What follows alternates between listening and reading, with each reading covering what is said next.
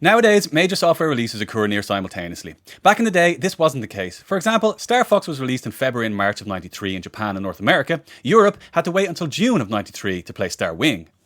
The ability to save a game is an obvious advance in gamer quality of life over the decades. Anyone over 40 remembers having to beat the majority of their console games in one sitting. And yet, the humble game save is something that gamers take for granted. For decades, the influence of the arcade on home gaming was felt. The addition of game saves and removal of arcade-style lives and continues are considerations of players' valuable time that most modern gamers take for granted. Games are actually relatively cheap these days. A new SNES game was $50 in '92, 30 years later that's $105, yet today most games hit the discount shelves. Popular titles can be found at less than half price within 18 months of release. What were once system-selling features are now furniture as gamers simply take music and video playback for granted. When CD-ROM drives first appeared during the late 80s and early 90s, it triggered a revolution in game design. Once upon a time, games were released with glitches and bugs baked in. Some were hilarious, some helpful, and the odd one was game-breaking, but now we can easily patch games.